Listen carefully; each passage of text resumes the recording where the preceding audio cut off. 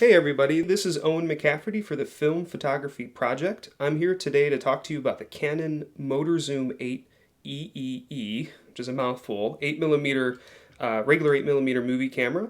This camera is a little bit more complicated or maybe a little bit more advanced than some of the other sort of point and shoot amateur 8mm movie cameras we've shown you. This is the camera. I purchased mine on eBay. I think I spent less than $30, so it was a great deal, and I probably wouldn't pay more than $50 for this. This is the side of the camera where the film goes in. You've got your handle, which is detachable with this screw. This is a hand grip. You don't have to use it. I like to use it though. You've got your lens. This is actually the electric eye, so they're not the unit that actually figures out what your exposure is. Most modern cameras or reflex cameras, that would be in the lens itself, but on this unit it's actually separate. That's pretty common for older style cameras. On this side you've got your zoom buttons here, wide or telephoto. You've got your exposure meter settings. I'll explain to you how that works. This here is your film speed. You can film in 12, 16, or 24 frames per second. For all regular 8mm cameras, 16 is the recommended speed. That's why there's those two lines above it. You've got your shutter, your shutter button, which can either go, running the camera fully, or you can do single frame if you wanted to do titling or stop animation. You've also got this rewind lever here. I'll explain what that does in a little bit. Your film counter, this sort of shows you what direction the film is spinning. On the back, you've got your viewfinder piece. This is a reflex camera. In other words, when you look through this eyepiece, you'll be looking through the lens, which is really useful when you're shooting movies, so you can see exactly the image that you are trying to shoot. This is the battery compartment. This camera, one of the downsides of this camera is that it uses this battery magazine that comes with the camera. Inside it are 4 AA batteries.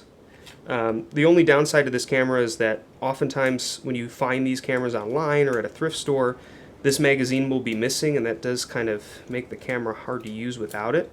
The other thing is these tend to wear out, so sometimes it's hard to actually get the magazine door to stay shut. This back here looks like something you would use like for a remote. This is actually to check the batteries. Canon made a little device that would plug into the back of that to check whether your batteries were good. I've never found that little device. I've searched for it on eBay. I've searched for it everywhere. I can never find it, but I would just recommend that you put fresh batteries in every so often, depending on how many rolls you're using. Also going to need a battery for the meter, because it's an electric eye or electric meter. It takes a special battery that you'll probably need to buy online. It's an A640 battery, and it goes here. So you'll need a coin to take the door off. If you don't have a battery or don't want to use the automatic exposure, you can actually manually control the exposure using these 2 levers. This also gives you the ability to create what's called a fade in or a fade out. Essentially, you can pull these 2 levers together, push them down, and you can either close to create what's called a fade out, so that the image gets dark on the film, or a fade in where you clamp them both, put them up top, and slowly slide them down during filming, and that's going to create a fade open, which is pretty cool for an 8mm camera. You don't really see features like that on amateur 8mm home movie cameras. To set your film speed, you'll, again, put the battery in so that the meter works, and you're going to dial in the ASA or the ISO using this lens here. As you can see, you can use an ASA all the way down to 5, or an ISO. ASA and ISO, it's the same thing.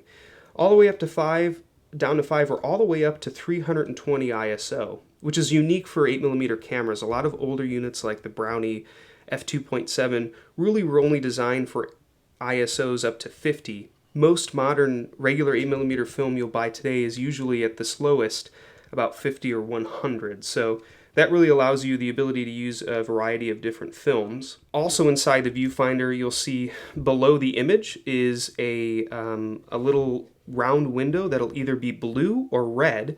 That's your electric eye. So when you're filming and you see that the little round window is red, that means you don't have enough light, or it means you have too much light. If it's blue, it means your your image is exposed properly. To load the film, we're going to need regular 8mm film. This is a daylight spool, which means that it can be handled in the daylight or in subdued light when you load it.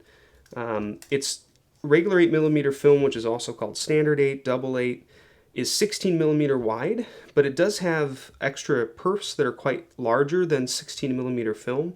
That's why you can't use 16mm film in a regular 8 camera.